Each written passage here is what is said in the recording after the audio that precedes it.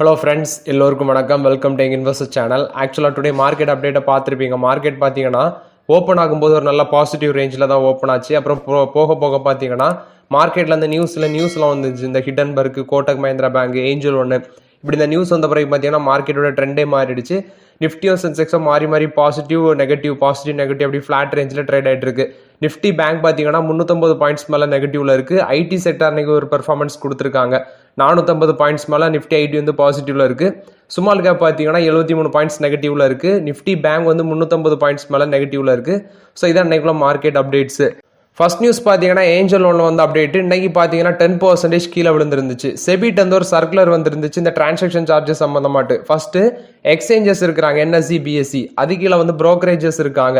அது கீழே பார்த்தீங்கன்னா நம்ம கிளைண்ட்ஸ் இருக்கும். ஸோ இவங்க ப்ரோக்கரேஜஸ் பார்த்தீங்கன்னா நம்மகிட்ட டிரான்சாக்ஷன் சார்ஜஸ்லாம் வாங்குறாங்க. நீங்களே தெரியும், நீங்கள் டிரான்சாக்ஷன் பண்ணும்போது இந்த இன்ட்ராடே சார்ஜஸ் ப்ளஸ் வந்து ஆர்டர் நம்ம வந்து ஷேர் மார்க்கெட்டில் ஷேர் லாங் டேர்ம் ஹோல்ட் பண்ணுறது எப்படி ஷேர் வாங்கினாலும் பார்த்தீங்கன்னா அதுக்கு சார்ஜஸ் விதிக்கிறாங்க, இந்த ப்ரோக்கரேஜஸ். ஆனால் ப்ரோக்கரேஜஸ் வந்து பார்த்தீங்கன்னா நம்மகிட்ட வந்து சார்ஜஸ் வாங்குவாங்க. அவங்களும் ப்ரோக்கரேஜும் வந்து எக்ஸ்சேஞ்சுக்கு சார்ஜ் பே பண்ணுவாங்க. நம்மகிட்ட இப்போ ₹1 வாங்குறாங்கன்னா அவங்க வந்து எக்ஸாக்ட் அந்த ₹1 வந்து அவங்களுக்கே பே பண்ண மாட்டாங்க. ஸோ ரீசன் பார்க்கும்போது இந்த ப்ரோக்கரேஜஸ் பார்த்தீங்கன்னா நம்மகிட்ட வாங்க கிளைண்ட்ஸ் கிட்ட சார்ஜஸ் வாங்குறாங்க, டிரான்சாக்ஷன் சார்ஜஸ். அதே வந்து எக்ஸ்சேஞ்சிட்டையும் பே பண்ணுறாங்க. சம் ப்ரோக்கரேஜில் என்ன நடக்குதுன்னா அதிகமாட்டு வால்யூம் பண்ணுற ப்ரோக்கரேஜஸ்க்கு பார்த்தீங்கன்னா இவங்க எக்ஸ்சேஞ்சஸ் வந்து டிஸ்கவுண்ட் கொடுக்குறாங்க. ஸோ அது மூலமாட்டு பார்த்தீங்கன்னா அந்த ப்ரோக்கரேஜஸ்க்கு எக்ஸ்ட்ரா பெனிஃபிட் இருக்கு. ஆனால் செபிட்ட அன்னைக்கு வந்து சர்க்குலர் மூலமாட்டு பார்த்தீங்கன்னா செபி கொடுத்துருக்க சர்க்குலரில் வந்து எனி வந்து ப்ரோக்கரேஜஸ்க்கு பாரபட்சம் கிடையாது. ஒரு ப்ரோக்கரேஜஸ் வந்து ஹை வால்யூம் பண்ணாலும் சரி, லோ வால்யூம் பண்ணாலும் சரி, எல்லாருக்கும் ஒரே டிரான்சாக்ஷன் சார்ஜஸ் விதிங்க. நீங்கள் வந்து டிரான்சாக்ஷன் சார்ஜஸ் வந்து எக்ஸ்சேஞ்சிட்ட வந்து ஒரே மாதிரி தான் பே பண்ணணும் அப்படின்னு சொல்லி அந்த சர்க்குலர் வந்திருக்கு. ஸோ இதனால ஏஞ்சல் ஒன் ஏன் கீழே விழுதுன்னு பார்த்தீங்கன்னா இது மூலமாட்டு ஏஞ்சல் ஒன், அப்ஸ்டாக்ஸ், ஜீரோதா இவங்கெல்லாம் பார்த்தீங்கன்னா ஒரு டிஸ்கவுண்ட் ப்ரோக்கராக இருக்கிறாங்க. ஸோ இது மூலமாட்டி உங்களுக்கு 50 to 30% of the transaction charges discount மூலமாட்டு இவங்களுக்கு வந்து ரெவன்யூ வருது அப்படின்னு சொல்லியிருக்காங்க. அதே டீப் டிஸ்கவுண்ட் ப்ரோக்கர்ஸ்க்குலாம் பார்த்தீங்கன்னா 50% to 70% வரைக்கும் இது மூலமாட்டு பெனிஃபிட் இருக்கு அப்படின்னு சொல்லியிருக்காங்க. ஸோ இது மூலமாட்டு வர பெனிஃபிட் எல்லாம் இனி உங்களுக்கு இந்த செபியோட சர்க்குலர் மூலமாட்டு கிடைக்காம போயிடும் அப்படின்னு சொல்லி தான் இன்னைக்கு பார்த்தீங்கன்னா இந்த ஷேர் எல்லாமே கீழே விழுது. ஸோ இது இந்த டிரான்சாக்ஷன் சார்ஜஸ் சம்பந்தமான அந்த செபியோட சர்க்குலர் பார்த்தீங்கன்னா அக்டோபர் 1 எஃபெக்டிவ்க்கும் வருது அப்படின்னு சொல்லிட்டாங்க. இன்னைக்கு ஏஞ்சல் ஒன் வந்து 10% அடிச்சிருந்தாங்க. நான் மார்க்கெட்டில் பார்க்கும்போது 8% நெகட்டிவ்ல இருந்துச்சு. 2362 அந்த ரேஞ்சில் இருந்துச்சு. ஸோ அது மட்டும் இல்லாமல் பார்த்தீங்கன்னா ஏஞ்சல் ஒனுக்கு வந்து இவங்க HDFC செக்யூரிட்டிஸ் வந்து டார்கெட் ப்ரைஸையும் ரெடியூஸ் பண்ணியிருக்காங்க. ஃபர்ஸ்ட் பார்த்தீங்கன்னா ஏஞ்சல் ஒனுக்கு இவங்க 3500 டார்கெட் ப்ரைஸ் கொடுத்துருந்தாங்க. இப்போ அதை வந்து 2750 கட் பண்ணியிருக்காங்க HDFC செக்யூரிட்டிஸ். இது பார்த்தீங்கன்னா ஏஞ்சல் லோன்ல வந்து அப்டேட்.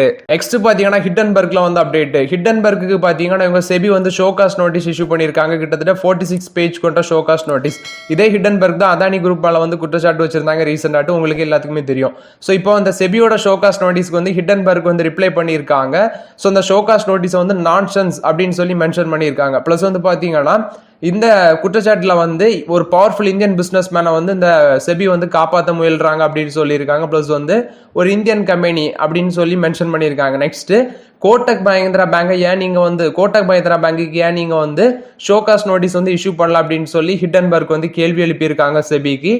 ஏன் கோட்டக் மஹிந்திரா பேங்கை இதுல வந்து இவங்க கேள்வி எழுப்பணும், எதுக்கு வந்து இந்த பிரச்சனையில கோட்டக் மஹிந்திரா பேங்க் உள்ள வருவீங்க அப்படின்னு சொல்லி உள்ள வராங்க அப்படின்னு சொல்லி உங்களுக்கு டவுட் வரும். ஆக்சுவலாக கோட்டக் மஹிந்திரா பேங்க் பார்த்தீங்கன்னா ஆஃப் ஷோர் ஃபண்டை வந்து கிரியேட் பண்ணியிருக்காங்க.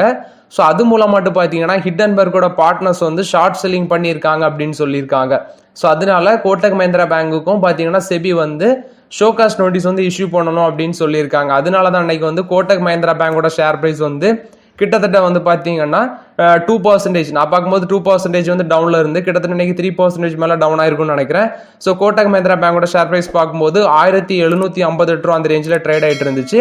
அதாவது கோட்டக் மஹிந்திரா பேங்க் பார்த்தீங்கன்னா ஆஃப் ஷோர் ஃபண்டை கிரியேட் பண்ணியிருக்காங்க. அது மூலம் மட்டும் இந்தியன் மார்க்கெட்டில் ஹிடன்பர்க்கோட பார்ட்னர்ஸ் வந்து ஷார்ட் செல்லிங் பண்ணியிருக்காங்க. அதனால கோட்டக் மஹிந்திரா பேங்குக்கும் நீங்கள் வந்து ஷோகாஸ் நோட்டீஸ் இஷ்யூ பண்ணணும்னு சொல்லி ஹிடன்பர்க் வந்து குற்றச்சாட்டு பண்ணியிருக்காங்க. ஸோ இதான் அப்டேட்டு. ஸோ இன்னைக்கு கோட்டக் மஹிந்திரா பேங்கோட ஷேர் பிரைஸ் கீழே விடுறதுக்கு இதான் ரீசன். இது பார்த்தீங்கன்னா ஹிடன்பர்க் கோட்டக் மஹிந்திரா பேங்க்ல வந்து அப்டேட்டு. பார்த்தீங்கன்னா ஹீரோ மோட்டார் கார்ப் வந்து அவங்களோட டோட்டல் சேல்ஸ் அப்டேட் சொல்லியிருக்காங்க. 15% இயர் ஆன் இயர் பேசிஸ்ல ஜம்ப் ஆயிருக்கு. 5,03,448 யூனிட்ஸ் பார்த்தீங்கன்னா அவங்க வந்து சேல் பண்ணியிருக்காங்க. டோட்டல் மோட்டார் சைக்கிள் பிளஸ் வந்து ஸ்கூட்டர்ஸ் 15% மேலே இன்க்ரீஸ் ஆயிருக்கு. ஏன்னா சேம் மந்த் லாஸ்ட் இயர்ல பார்த்தீங்கன்னா 4,36,993 யூனிட்ஸ் தான் சேல் பண்ணியிருந்தாங்க. கிட்டத்தட்ட 70,000 யூனிட்ஸ் கிட்ட இப்போ அதிகமாக வித்துருக்காங்க. ஸோ இப்போ பார்க்கும்போது மோட்டார் சைக்கிள்ஸ் சேல்ஸ் பார்த்தீங்கன்னா மட்டும் மோட்டார் சைக்கிள் சேல்ஸ் மட்டும் 16.99% இன்க்ரீஸ் ஆயிருக்கு. 4,73,228 யூனிட் சேல் பண்ணியிருக்காங்க. அதே ஸ்கூட்டர் சேல்ஸ் பார்த்தீங்கன்னா 7% டிராப் ஆயிருக்கு. 30,220 யூனிட்ஸ் வந்து சேல் பண்ணியிருக்காங்க அப்படின்னு சொல்லியிருக்காங்க. இது பார்த்தீங்கன்னா ஹீரோ மோட்டார்ஸ் கொடுத்த அப்டேட். ஆனால் அவங்களோட எக்ஸ்போர்ட்ஸ் பார்த்தீங்கன்னா 12,32 யூனிட்ஸாக இருக்கு. 15% மேலே டவுன் ஆயிருக்கு அப்படின்னு சொல்லியிருக்காங்க. டொமஸ்டிக் சேல்ஸ் வந்து 16% மேலே இயர் ஆன் இயர் பேசிஸ்ல மேலே போயிருக்கு அப்படின்னு சொல்லியிருக்காங்க. இது பார்த்தீங்கன்னா ஹீரோ மோட்டார் கொடுத்த அப்டேட். நெக்ஸ்ட் பார்த்தீங்கன்னா நம்ம வந்து நேற்று ஆட்டோமோட்டர்ஸ் கம்பெனியோட சேல்ஸ் அப்டேட் எல்லாமே பார்த்துருந்தோம். அதில் டிவிஎஸ் மோட்டார் வந்து 5% க்ரோத் காமிச்சிருந்தாங்க. டாடா மோட்டார்ஸ் பார்த்தீங்கன்னா 8% டவுனாக இருந்துச்சு. அடுத்து பார்க்கும்போது அசோக் லைலாண்ட் வந்து 2% டவுனு. ஈச்சர் மோட்டார்ஸ் பார்க்கும்போது கமர்ஷியல் வெஹிக்கிள்ஸ் வந்து பார்த்தீங்கன்னா அந்த ஜூன் சேல்ஸ் வந்து 10.6% க்ரோத் காமிச்சிருக்கு அப்படின்னு சொல்லியிருக்காங்க. மாருதி சுசுகி பார்த்தீங்கன்னா 13% மேலே இன்க்ரீஸ் ஆயிருந்து சேல்ஸ். பட் ப்ரொடக்ஷன் பார்த்தீங்கன்னா 3% இயர் ஆன் இயர் பேசிஸில் கீழே விழுந்திருக்கு அப்படின்னு சொல்லியிருக்காங்க. ஸோ இதில் பார்த்தீங்கன்னா டூ வீலர் செக்மெண்ட்டில் பார்க்கும்போது ஹீரோ மோட்டார் கார்ப்போட சேல்ஸ் வந்து நல்லா பண்ணியிருக்காங்க. ஸோ வந்து பார்க்கும்போது இது டாடா மோட்டார்ஸோட சேல்ஸ் பார்த்தீங்கன்னா 8% ட்ராப் ஆயிருக்கு. ஸோ டாடா மோட்டார்ஸோட ஷேர் ப்ரைஸ் இன்னைக்கு வந்து பார்க்கும்போது 1% மேலே அடிச்சிருந்தாங்க டாடா மோட்டார்ஸ். ஸோ டாடா மோட்டார்ஸ் பார்த்தீங்கன்னா ஒரு 900 அந்த ரேஞ்சுக்கு வந்துச்சுன்னா 920 930 வந்துச்சுன்னா கன்சிடர் பண்ணலாம் அப்படின்னு சொல்லியிருக்கேன். ஸோ டாடா மோட்டார்ஸில் நமக்கான வாய்ப்பு வரதுக்கு பிரகாசமாக இருக்குது அவங்களோட சேல்ஸ் கீழே விழுந்திருக்கிறதுனால. ஸோ மார்க்கெட்டில் அதாவது ஷேர் மார்க்கெட்டில் அதுவும் டாடா மோட்டார்ஸில் நமக்கு ஒரு வாய்ப்பு வருமா அப்படின்னு சொல்லி நம்ம வெயிட் பண்ணி பார்க்கலாம். இது டாடா மோட்டார்ஸை பொறுத்த வரைக்கும் அப்டேட்டு. நெக்ஸ்ட் பார்த்தீங்கன்னா ஒரு ஷேர் இது யார்கிட்டலாம் இருக்குது அப்படின்னு தெரியல. பட் வந்து மார்க்கெட்டில் நல்லா ரிட்டர்ன் கொடுத்துருக்கு இந்த ஸ்டாக். எனக்கிட்ட இல்லை. ஸோ சோலார் இண்டஸ்ட்ரி ஷேர் இந்த ஷேர் பார்த்தீங்கன்னா இன்னைக்கு ஒரு நியூ ஹை டச் பண்ணியிருக்காங்க. 10% மேலே பாசிட்டிவ்ல ட்ரேட் ஆகிட்டு இருந்துச்சு. 11,180 ரூபா அந்த ரேஞ்சில் ட்ரேட் ஆகிட்டு இருந்துச்சு. இந்த ஸ்டாக் பார்த்தீங்கன்னா ஒரே வருஷத்தில் கிட்டத்தட்ட 20% மேலே 200% மேலே ரிட்டர்ன் கொடுத்துருக்கு. அது மட்டும் இல்லாமல் இந்த கம்பெனி இன்னைக்கு ஒரு ஃப்ரெஷ் கையை டச் பண்ணி 1 trillion மார்க்கெட் கேபிலேஷனை பார்த்தீங்கன்னா இன்னைக்கு அட்டைன் பண்ணியிருந்தாங்க அந்த ஸ்டாக்கு. சோலார் இண்டஸ்ட்ரீஸ் இந்தியா அப்படின்னு சொல்லியிருக்கு இந்த ஸ்டாக்கோட நேமு. ஸோ இந்த ஸ்டாக் பார்த்தீங்கன்னா இன்னைக்கு 11,180 ரூபா அதாவது 10% மேலே ஏறி ட்ரேட் ஆகிட்டு இருந்துச்சு. ஒரு நியூ ஹை டச் பண்ணியிருந்தாங்க. அதுவும் இல்லாமல் இந்த ஸ்டாக் வந்து 1 lakh மார்க்கெட் கேபிட்டல் டச் பண்ணியிருக்காங்க. இது சோலார் இந்தியா இண்டஸ்ட்ரீஸ் லிமிடெட்ல வந்து அப்டேட்டு. யாரெல்லாம் அந்த ஸ்டாக்கை வச்சிருப்பீங்களோ அவங்களுக்குலாம் ஒரு நல்ல ரிட்டர்னு. பட் எனக்கிட்ட இல்லை. ஸோ இன்னைக்கு வந்து நல்ல ரேலி இருந்துச்சு. அந்த அப்டேட்டை சொல்கிறேன் உங்கள்கிட்ட. நெக்ஸ்ட் பார்த்தீங்கன்னா எல்என்டி லாசன் டிபோ இன்னைக்கு இந்த ஷேர் வந்து மேலே போயிருந்து. ரீசனாட்டு பார்த்தீங்கன்னா இவங்களுக்கு இந்தியாவில் ரொம்ப நாளுக்கு அப்புறம் இந்தியன் கம்பெனிட்டேருந்து இவங்களுக்கு ஒரு ஆர்டர் கிடச்சிருந்து ஓஎன்ஜிசிட்டேருந்து நம்ம அப்டேட் பார்த்துருந்தோம். இப்போ இன்னைக்கு ஷேர் ப்ரைஸ் மேலே போயிருந்து. ரீசன் பார்க்கும்போது இவங்ககிட்ட வந்து சவுதி ஆரம்கோட்ட வந்து ஒரு கேஸ் ப்ராஜெக்ட் வந்து கிடச்சிருக்கு. அதாவது சவுதி ஆரம்கோ அப்படிங்கிற கம்பெனிட்டேருந்து இவங்களுக்கு பார்த்தீங்கன்னா ஒரு கேஸ் ப்ராஜெக்ட் ஆர்டர் கிடச்சிருக்கு. கிட்டத்தட்ட $4 billion ஒர்த்துள்ள ஆர்டரு. ஸோ இந்தியன் மதிப்பு பார்க்கும்போது 30,000 கோடி கிட்ட இருக்கு. ஸோ இந்த ஆர்டர் பார்த்தீங்கன்னா கிட்டத்தட்ட இந்த சவுதி ஆரம்கோ வந்து அது வந்து $25 billion ஒர்த்துள்ள ஆர்டரு. ஸோ அது வந்து பார்த்தீங்கன்னா எல்என்டிக்கு அதில் ஒரு பார்ட்டு கொடுத்துருக்காங்க. ஸோ இந்த கேஸ் ப்ராஜெக்ட்ல எல்என்டிக்கு ஒரு பார்ட் கிடச்சிருக்கு. ஸோ அதோட ஒர்த்து தான் $4 billion அப்படின்னு சொல்லியிருக்காங்க. இந்தியன் மதிப்பில் 30,000 கோடி கிட்ட இருக்கு.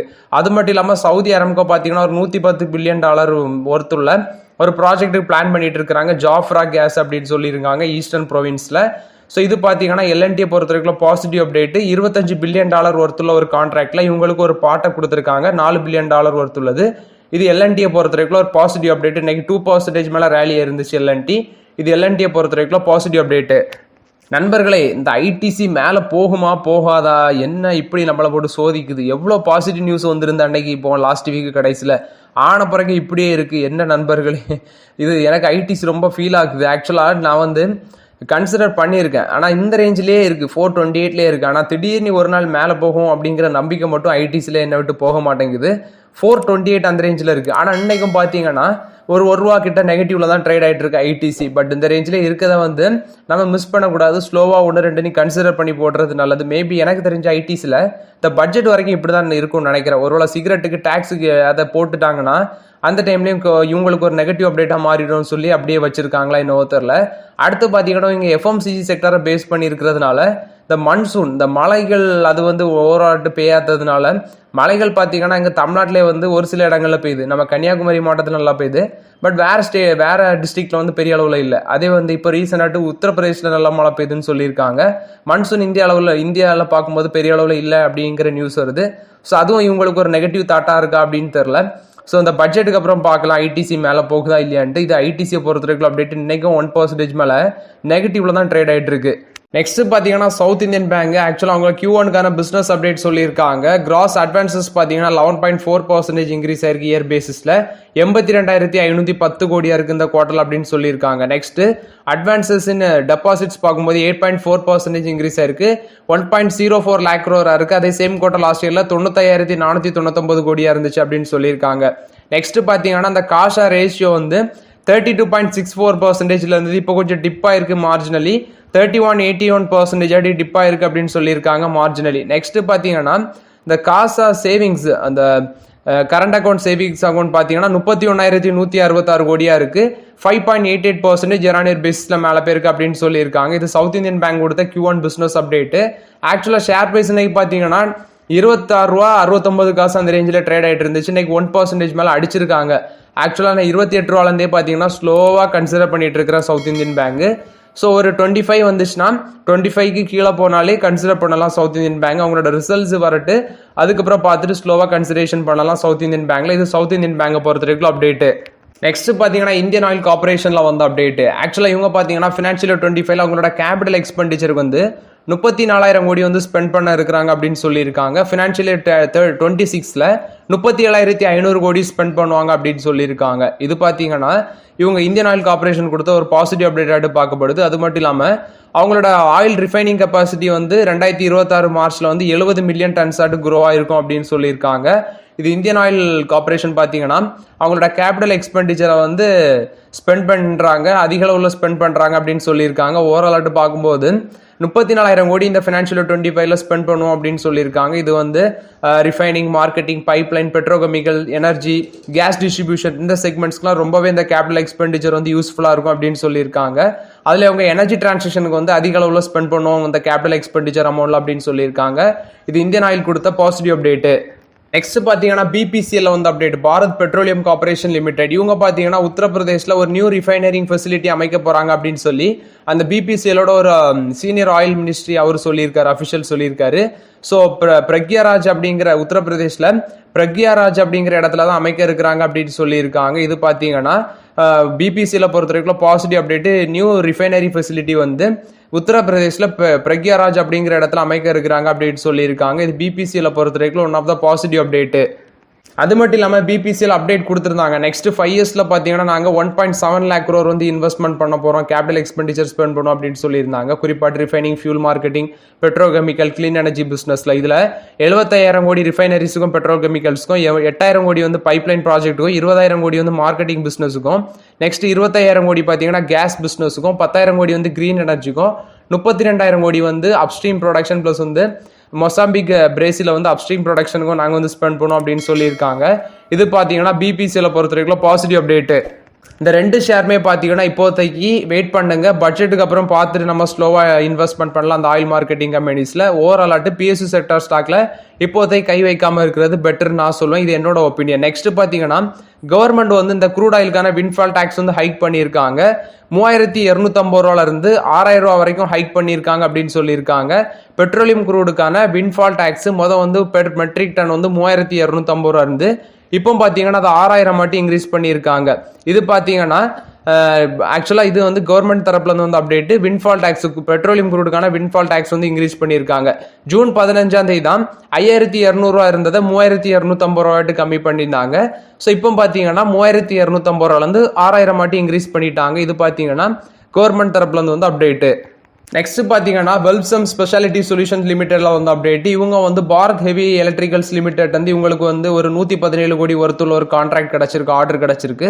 ஸோ இன்னைக்கு ஷேர் பிரைஸ் பார்த்தீங்கன்னா ஒரு நல்ல ரேஞ்சில் ரேலி ஆகிட்டு இருந்துச்சு. இந்த வெல்சம் ஸ்பெஷாலிட்டி லிமிடெட் 41 ரூபா அந்த ரேஞ்சில் ட்ரேட் ஆகிட்டு இருந்துச்சு. இது பார்த்தீங்கன்னா வெல்சம் ஸ்பெஷாலிட்டி லிமிடெட்டை பொறுத்த வரைக்கும் பாசிட்டிவ் அப்டேட்டு.